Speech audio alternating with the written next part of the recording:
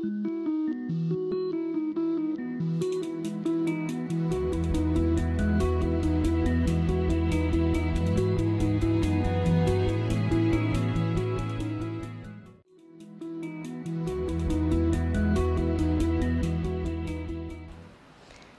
வலையொலி காட்சி நேயர்களுக்கு கல்பனா தர்மேந்திராவின் அன்பு வணக்கம்.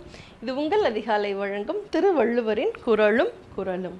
இன்னைக்கு நம்ம பொருட்பாலில் அரசியலில் வலியறிதல் அப்படின்ற 48வது அதிகாரம் பார்க்க போகிறோம்.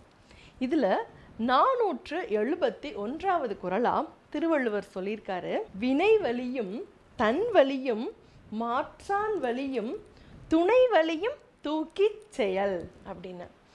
அதாவது வலி அறிதல் அப்படின்னா, முதல்ல வலி அப்படின்னா துன்பம், இந்த காயம் பட்டதால் ஏற்படக்கூடிய அந்த தவிப்பு, அந்த வலி கிடையாது. இந்த அதிகாரத்தில் வலி அப்படின்றத திருவள்ளுவர் எதை குறிக்கிறாருன்னா வலிமை, அதை குறிக்கிறாரு. அப்போ வினை வலியும் அப்படின்னா ஒரு செயலை நம்ம செய்ய ஆரம்பிக்க போகிறோம் அப்படின்னா அந்த செயலினுடைய வலிமை என்ன, அந்த செயலை செய்கிறதுக்கு எந்த மாதிரியெல்லாம் நம்ம மெனக்கிடணும் அப்படின்றத பற்றி யோசிக்கணும். அப்புறம் தன் வலிமை, தன்னுடைய வலிமை என்ன, அந்த செயலை செய்வதற்கான வலிமை தாங்கிட்ட இருக்கா அப்படின்றத பார்க்கணும்.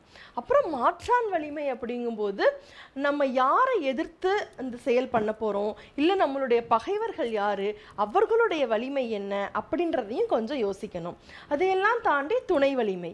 துணை வலிமைனா நமக்கு துணைக்குன்னு யாராவது இருப்பாங்க இல்லையா, நம்ம கூடவே இருப்பாங்க இல்லையா, ஸோ அவர்களுடைய வலிமை என்ன, அவர்களுக்கு எந்த அளவுக்கு இந்த செயலை செய்து முடிப்பதற்கு எந்த அளவுக்கு அவங்க நமக்கு உறுதுணையாக இருப்பாங்க அப்படின்றதையும் பார்க்கணும். ஆக இந்த 4 செயல்களை பார்த்த பிறகுதான் ஒரு செயலை நம்ம செய்யலாமா கூடாதா அப்படின்றத நம்ம முடிவு பண்ணணும்.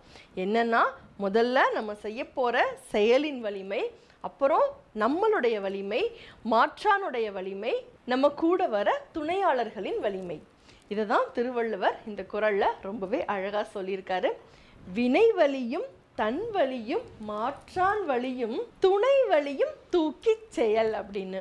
மீண்டும் ஒரு குறளில் சந்திப்போம். இது உங்கள் அதிகாலை வழங்கும் திருவள்ளுவரின் குறளும் குறளும்.